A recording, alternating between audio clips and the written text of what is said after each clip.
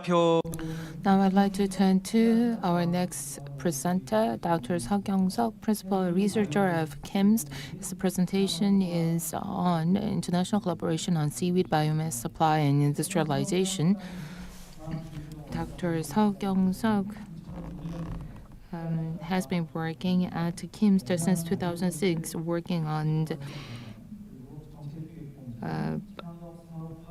marine biomass, and he also served as the Director General of R&D Policy Development and head of startup industrialization, supporting the unit of KIMST.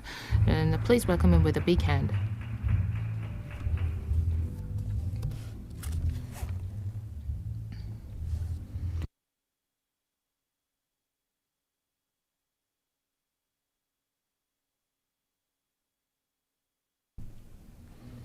Very nice to meet you all. My name is Seo Kyung suk.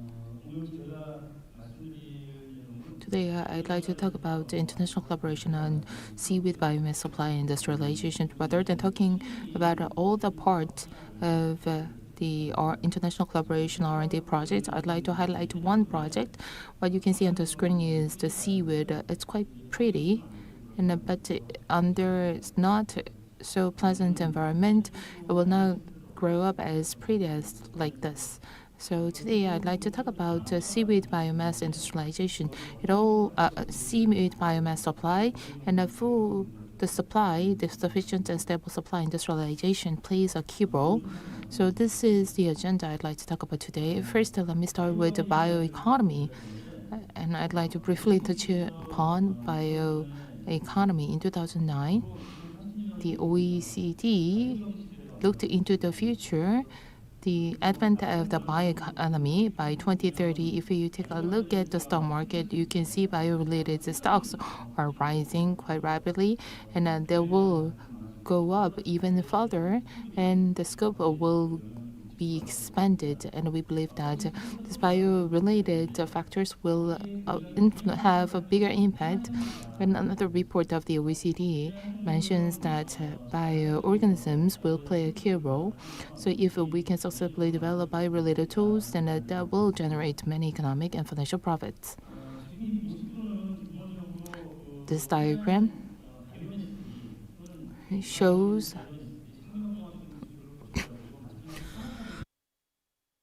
what bioindustry needs in order for the stable supply of biomass and basic materials.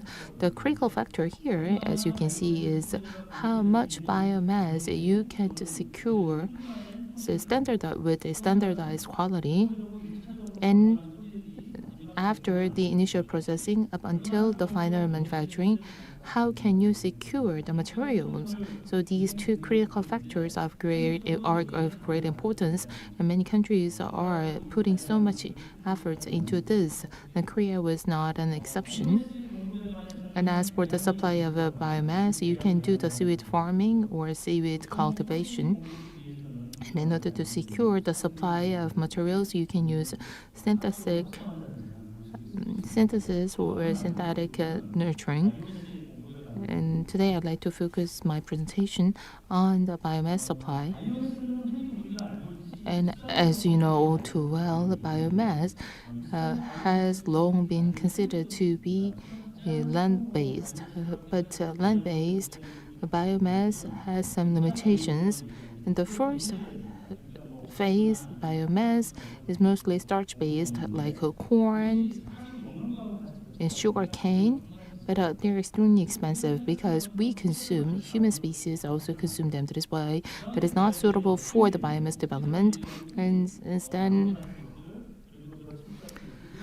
the straws and other materials have been used in order to produce biomass, but they have lignin as one of the content, and in order to do the treatment, and lignin serves as a block to the enzyme activation. That is why we have to go through a very expensive process of lignin removal. And here you can see the distribution of the biomass materials, and as well as other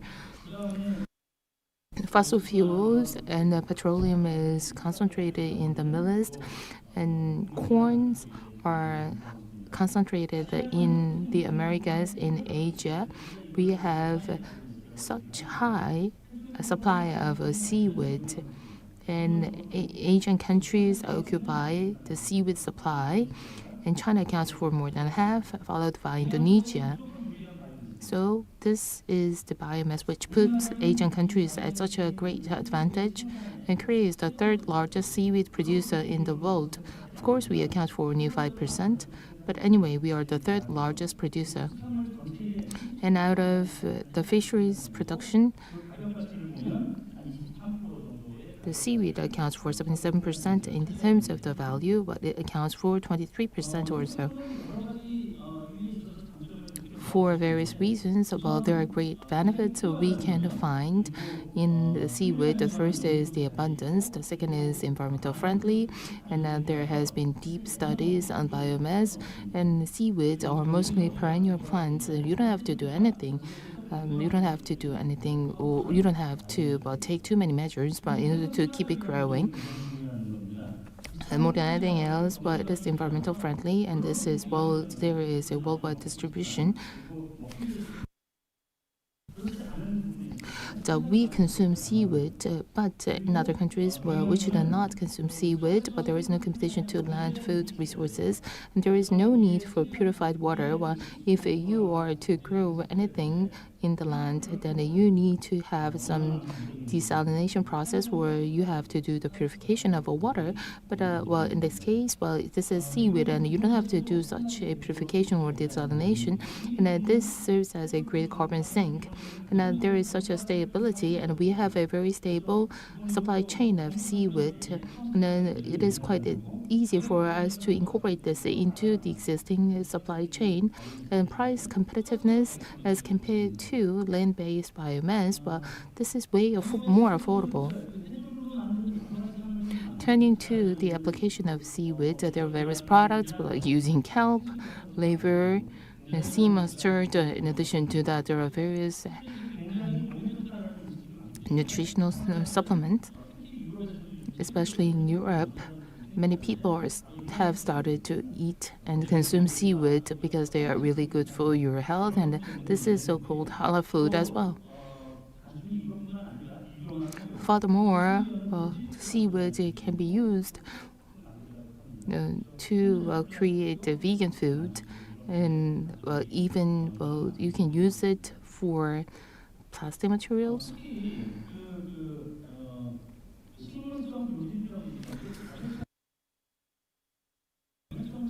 And seaweed has phycocolloids, and the market size is as big as 150 trillion Korean won. Well, this phycocolloids coming from seaweed can be used for ice cream, crab meat, for example, carrageenan, alginate, and so on. These all were found in the seaweed, although different in breeds. And this shows you the summary of the value chain.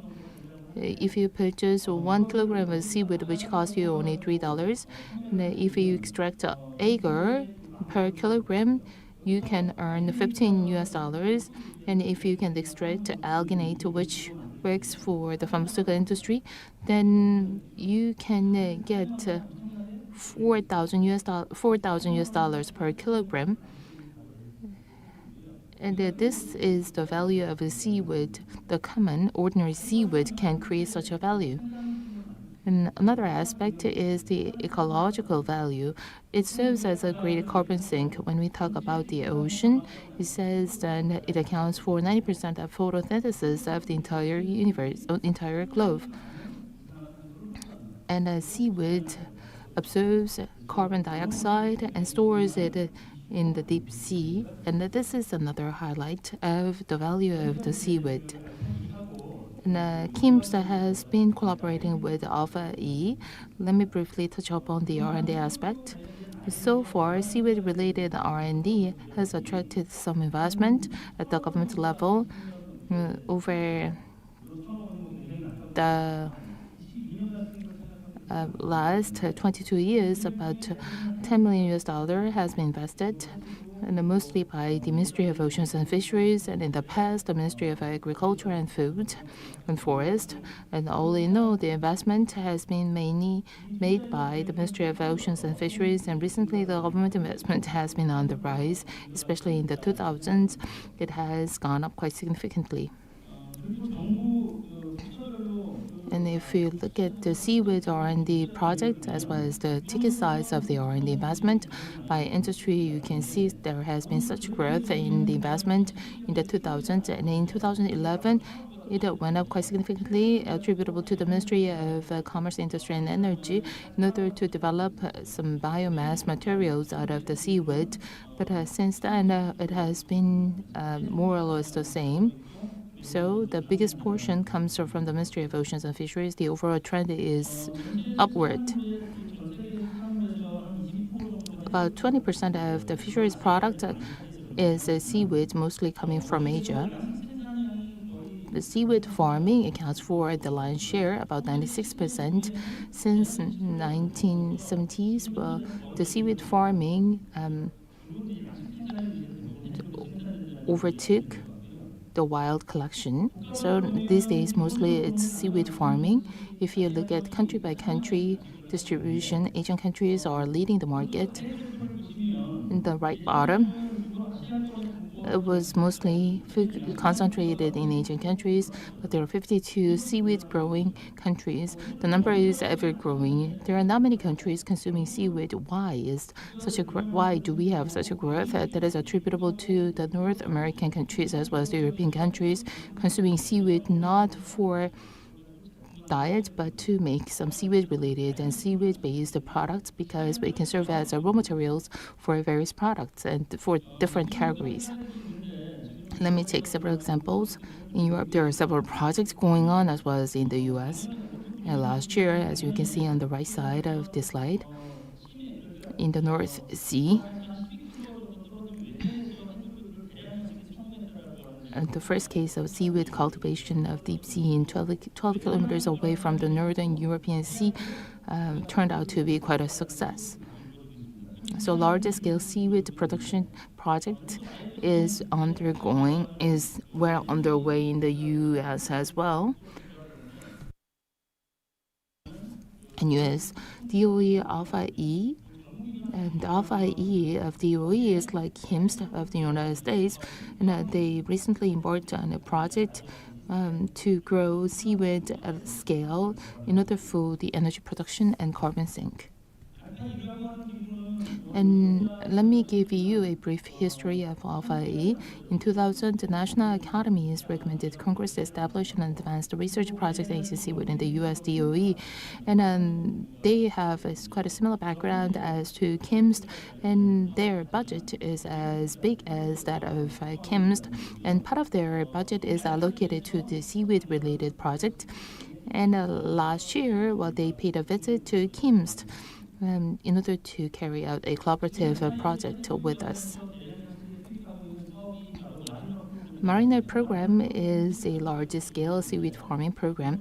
There are 5 different categories, starting from design and experimental deployment of cultivation and harvesting systems, all the way to research and development of breeding and genetic tools. So this all aims at the automation of the entire seaweed farming system, how to relocate the farms, and how to respond to and adapt to the changing environment. So it has such a technical benefits as well as mechanical benefits of the project, although the proposal was made for a 4-year project, and this will be updated through various interactions between the two organizations. So we will do the environmental survey and modeling, and we will also do experimental farm design, deployment, and testing, how to use the seaweed farming as a carbon sink. So 3 major projects are in this collaborative project program. As for Korea, when we do a project, we want to do more than just creating a seaweed farm. We want to go all the way to the bio industry and selling and commercializing the project under this big picture. Which portion should be done by what kind of ways, and in dark red is Alpha E project, and with Alpha E, these are the key areas of common interest, and through this, we want to achieve our ultimate goals all the way to the industrialization and commercialization of this idea.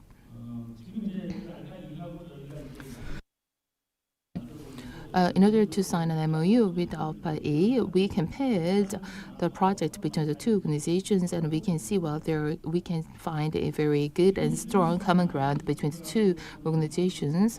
And this is the concept of the life cycle management of seaweed bio industry based on the hard work and research efforts put in by many scholars and professors.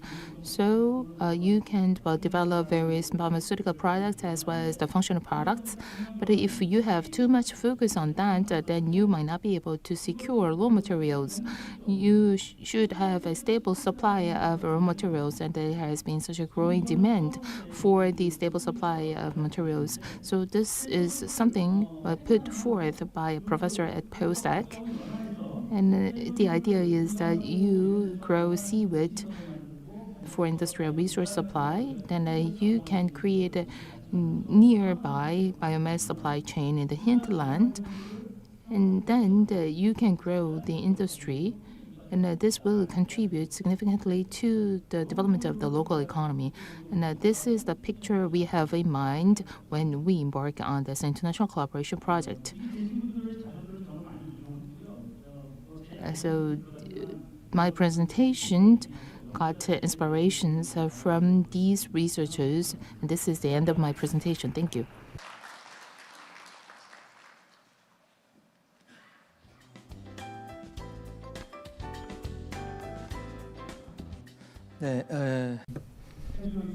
Thank you for your presentation highlighting the value of seaweed biomass, as well as the outlook for the collaboration project with the U.S. ARPA-E. Thank you very much for your insightful presentation.